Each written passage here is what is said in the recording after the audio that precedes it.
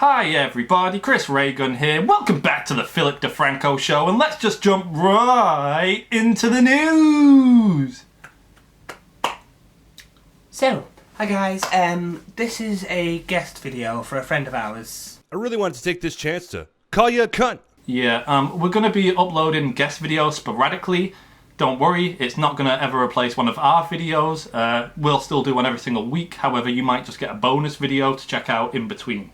Yeah, and all the people who we guest videos we do, they're people we really like and we think they make great content, so yeah, enjoy. Well, good day to you.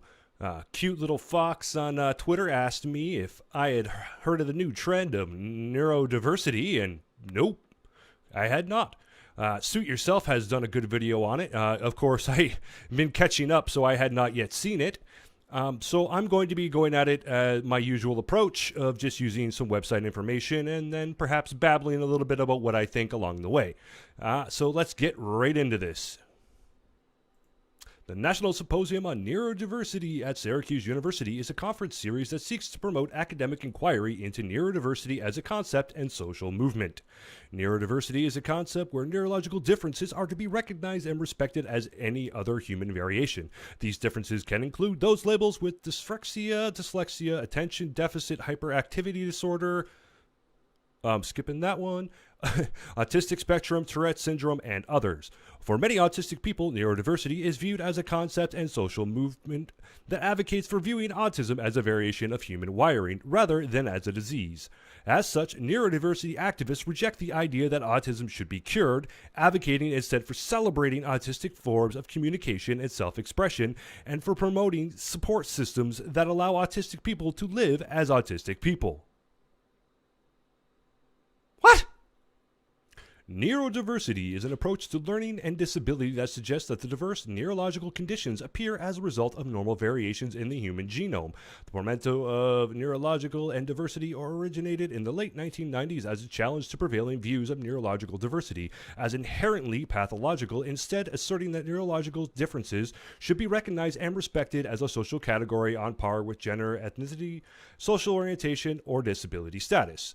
There is a neurodiversity movement, which is an international civil rights movement that has the autism rights movement as its most influential sub-movement.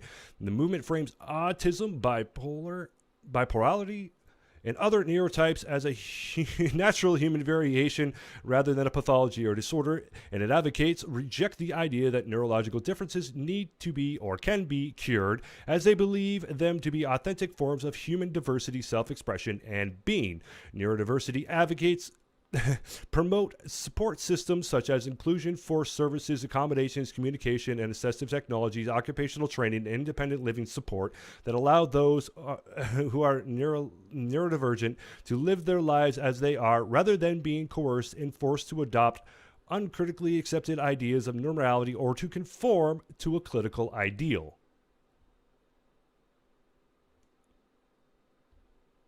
What? I mean, I know Wiki's not exactly a great source, but did I read that right?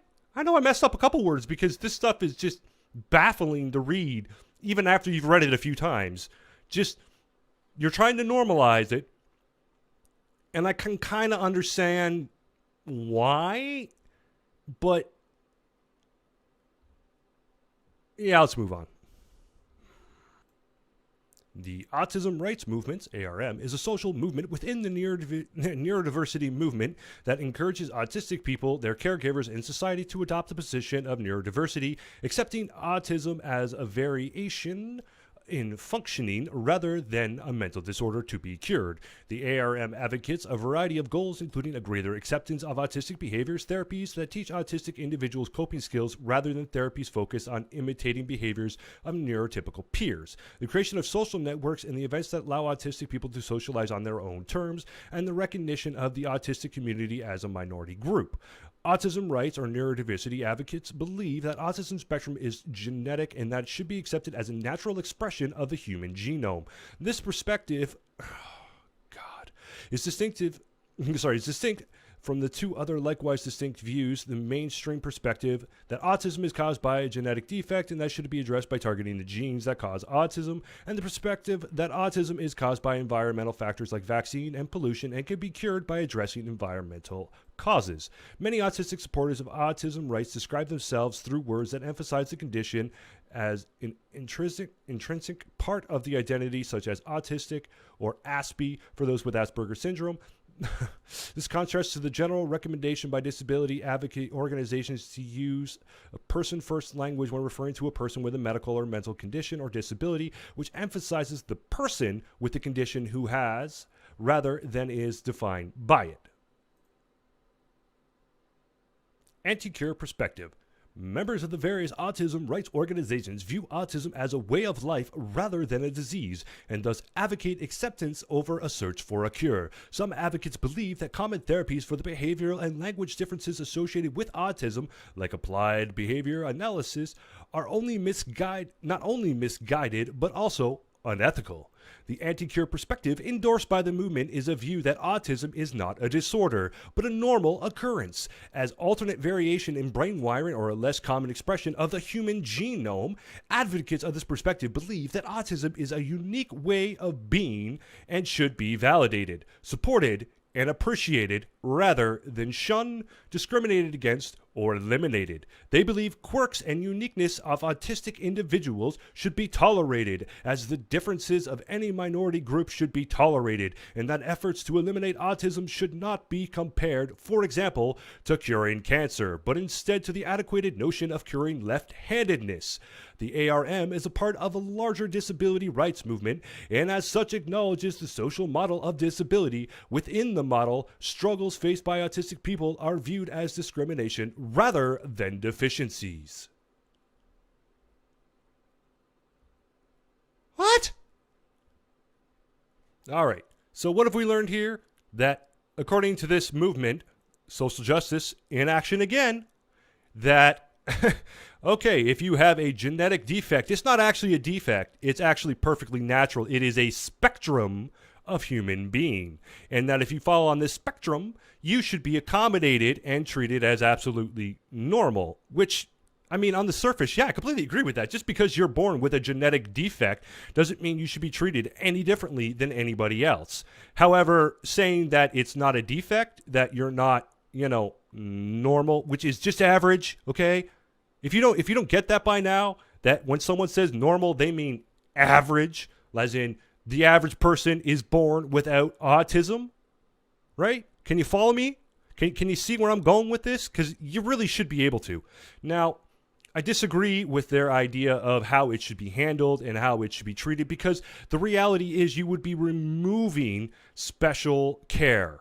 You would be removing special services. They would no longer be able to get things. People with extreme autism would actually have to go out into the world and try to work and function as a normal, average person would, and it's not possible for most of them. Can you grasp this concept? That the reason why it's considered a disability is that they can't function normally, and regardless of how much you try to accommodate them into normal society, which we do, it's not that simple. You're not, by removing stigmas, you're not simply going to make it easier for them. If anything, you're going to do the reverse and actually make it harder for the people who truly need the extra help. And that's where I'm really rubbed the wrong way by this. The concept of trying to normalize everything, that, hey, if you got a genetic defect of some kind that, say, makes you attracted to children, oh, it's normal. Oh, if you have a defect that makes you, I don't know, psychotic, oh, hey, that's normal. Just go punch a Nazi. That's perfectly fine. He was a Nazi. He deserved it. Yeah, I sound like I'm going out on a limb here, but really I'm not. Okay, that they're trying to normalize all sorts of things that have been considered disabilities or defects in the guise of, hey, we should be embracing everybody's uniqueness. I'm fine with people being unique. I'm fine with people having, special needs, and they should get help for those. But I'm not okay with trying to say that, hey, there's nothing wrong with you. You don't need any help. Deal with it, right? Like, I don't see how you could put this into a class on its own. I don't understand what the logic is for this and how they're trying to push this in the direction that they're going to make it its own protected rights group. I mean, they are already protected under the Disability Act of any country that has one. Oh, I'm just sorry. This is just very frustrating. I'm sure you might have heard my stuttering and stumbling through the words, as it just, when I get flustered, I have a hard time dealing with it, you know. On top of the pain that I deal with, and top of just all this rubbish that you deal with, it can be overwhelming. All right. Thank you for bearing with me this far. Try to have a great day after hearing this, because this is a doozy. This is not something I want to see trending, but they're going to run with it. You know they are. Anyway, big bear hugs. Love you all. Cheers.